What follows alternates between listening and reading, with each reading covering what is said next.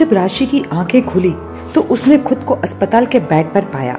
उसे शरीर में कमजोरी महसूस हो रही थी, इसलिए उसने फिर आंखें मूंद ली। जब उसने अपने दिमाग पर जोर डाला तो उसे याद आया कि उसने तो नींद की गोलियां खाकर अपनी जीवन लीला समाप्त करने की कोशिश की थी, लेकिन वह बच कैसे गई। तभी किसी की पदचाप से उसकी तंद्रा भंग हुई। उसके सामने डॉक्टर रंजना खड़ी थी। अब कैसी हो तुम? वे उसका चेकअप करते हुए उससे पूछ बैठी। ठीक हूँ डॉक्टर, वह धीमे स्वर में बोली। फिर डॉक्टर रंजना सामने खड़ी नर्स को कुछ हिदायतें देकर चली गई, लेकिन राशि न चाहते हुए भी अतीत के सागर में गोते खाने लगी और रोहन को याद करके फूट फूट कर रो पड़ी। थोड़ी देर रोने के बाद उसका जी हल्का हुआ और वह न चाहते हुए भी फिर से यादों के मकर जाल में उलझकर रह गई। फिर उसे अपने कॉलेज के मस्ती भरे दिन याद आने लगे, जब वह और उसके दो दोस्त रोहन और कपिल कॉलेज में मस्ती करते थे। रोहन मध्यम वर्गीय परिवार का सुंदर नौजवान था और कपिल रईस परिवार का गोल मटोल युवक था। मुझसे शादी करोगी तो मुनाफे में रहोगी, कपिल उसे अक्सर छेड़ते हुए कहता। मैं गोलू हूँ तो क्या हुआ, पर देख लेना, जिस दिन तूने इस रिश्ते के लिए हामी भर दी उस दिन से मेरी डाइटिंग चालू हो जाएगी। यह मुंह और मसूर की दाल? रश्मि कपिल का मजाक उड़ाते हुए कहती। मैं अर्धांगिनी बनूंगी तो सिर्फ रोहन की, क्योंकि मेरे मन में तो उसी की तस्वीर बसी हुई है। फिर मजाक मजाक में सभी जोर से हंस देते। पर कॉलेज खत्म होने के बाद राशि और रोहन अपने रिश्ते को लेकर काफी संजीदा हो उठे थे, लेकिन शादी से पहले जरूरी था रोहन का अपने पैरों पर खड़ा हो जाए ताकि वह राशि का हाथ मांग सके। वैसे रोहन आगे बढ़ने के लिए हाथ पांव तो मार रहा था, पर उसे सफलता नहीं मिल पा रही थी। सरकारी जॉब पाने के लिए प्रतियोगी परीक्षा की तैयारी करना बहुत जरूरी था। अब 3 बहनों के इकलौते भाई के पास इतनी जमा पूंजी तो थी नहीं कि वह प्रतियोगी परीक्षा के लिए अच्छी कोचिंग ले पाता। वैसे उसके पापा अपने स्तर पर उसकी मदद को तो तत्पर रहते थे, पर बढ़ती महंगाई ने उनके हाथ बांध रखे थे। तब ऐसे में राशि ने ही रोहन की मदद का बीड़ा उठा लिया था। वैसे तो राशि भी आगे पढ़ना चाहती थी और आगे बढ़ना चाहती थी, पर रोहन की मदद के बाद इतना नहीं बच पाता था कि वह खुद की प्रतियोगी परीक्षा की तैयारी कर सके। फिर उसने खुद से समझौता कर लिया था और अपना कैरियर दांव पर लगाते हुए रोहन की सहायता करना उसने अपना लक्ष्य बना लिया था। तुमसे यूं हर वक्त पैसे लेना मुझे अखरता है, पर क्या करूं, विवश हूं, रोहन अक्सर उससे भरे मन से कहता। तुम में और मुझ में कुछ फर्क है क्या? फिर वह उसकी गले में बाह डालती हुई कहती, जब अपना सारा जीवन ही तुम्हारे नाम कर दिया तो अपने और राय का फर्क बचा ही कहाँ है। फिर धीरे धीरे समय का पहिया घूमा। इधर संघर्षरत रोहन को सफलता मिली तो उधर कपिल अपने पापा के बिजनेस में सेटल हो गया। जब रोहन को पुणे की एक जानी मानी कंपनी में जॉब मिली तब सबसे ज्यादा खुश राशि ही थी, जिसने इस दिन के लिए न जाने कितने पापड़ बेले थे। उसने न सिर्फ आर्थिक रूप से बल्कि हर तरह से रोहन की मदद की थी। जब रोहन पढ़ता तो वह सारी रात जागकर उसका हौसला बढ़ाती।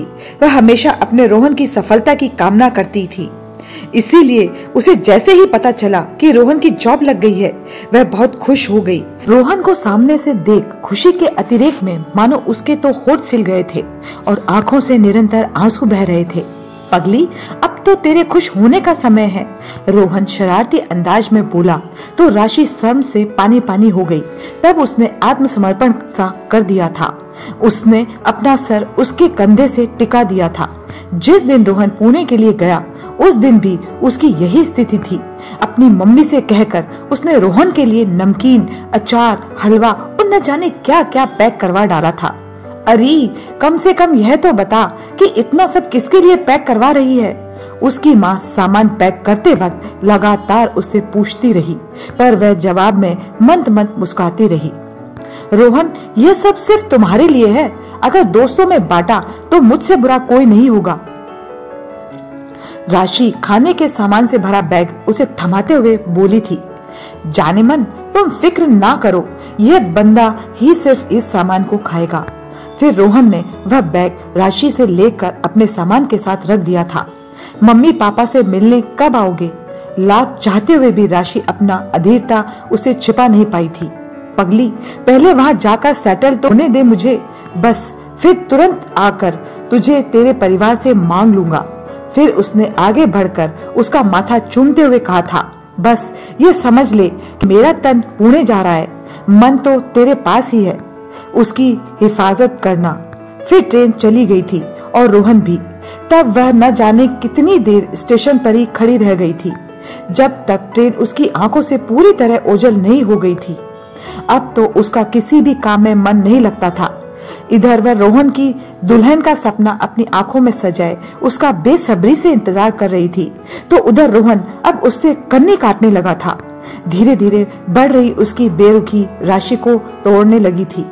ऐसे में उसने पुणे जाकर सारी बात जानने का मन बनाया, पर उसके जाने से पहले ही उसे माही मिल गई थी, जिसका चचेरा भाई संयोगवश रोहन की कंपनी में ही काम करता था।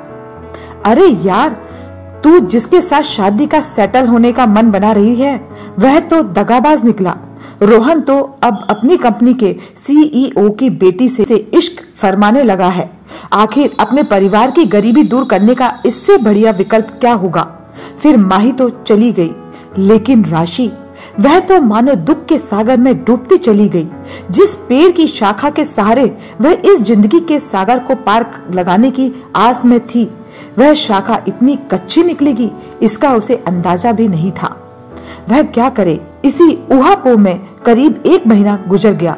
इस बीच ना तो उसने रोहन से बात की और ना ही रोहन का कोई फोन आया। तब फिर एक दिन जब वह अपने दिल से हार गई, तब उसने ही उसे फोन लगाया। हेलो रोहन, कैसे हो? ठीक हूँ, और तुम कैसी हो? मैं भी ठीक हूँ।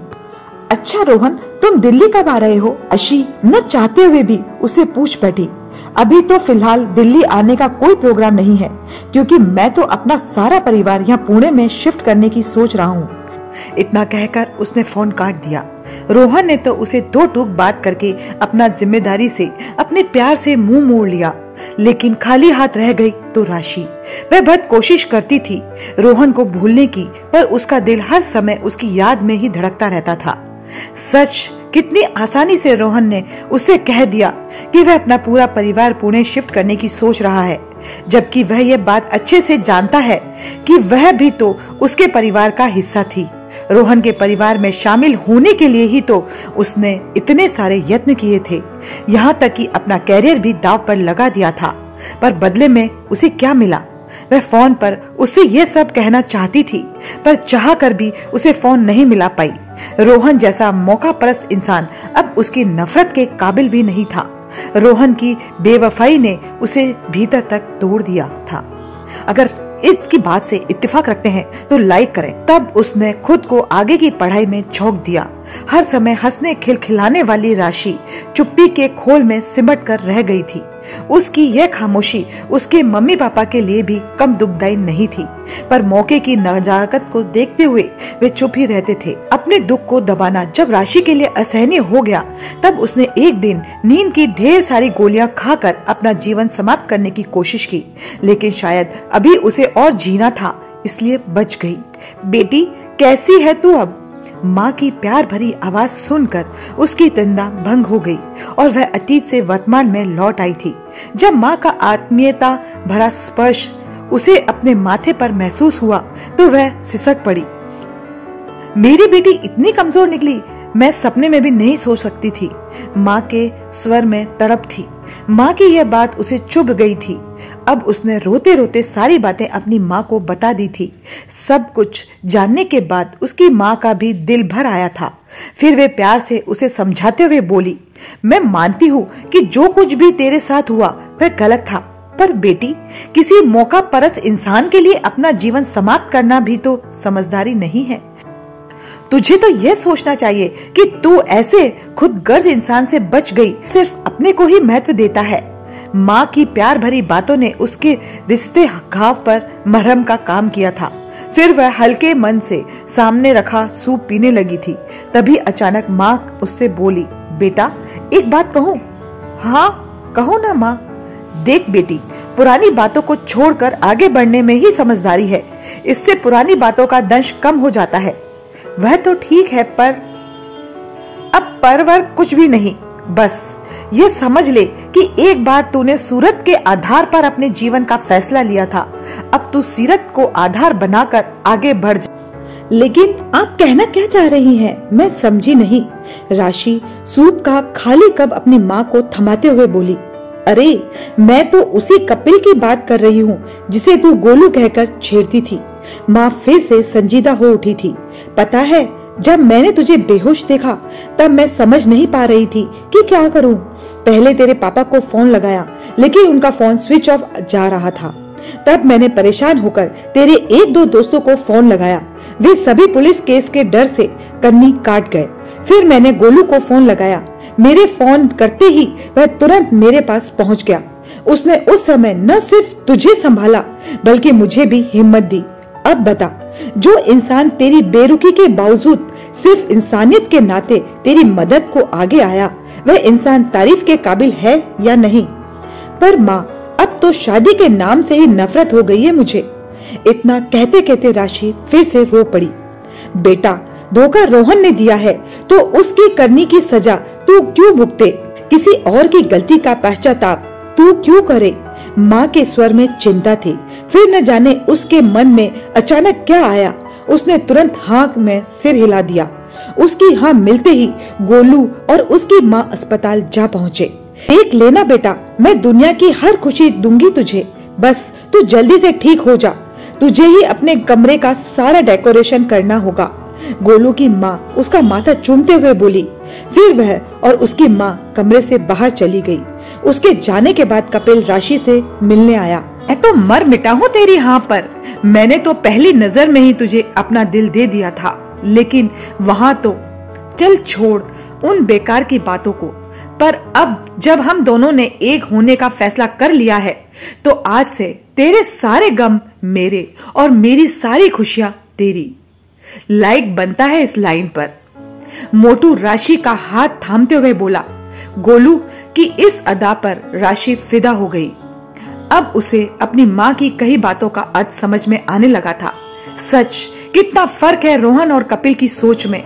एक वह निर्मोही रोहन है जो अपनी मौका परस्ती के कारण उसे लगभग भूल ही गया, और दूसरी तरफ कपिल है जो उसका झुकाव रोहन की तरफ होते हुए भी उसे अपना बनाने को तैयार है।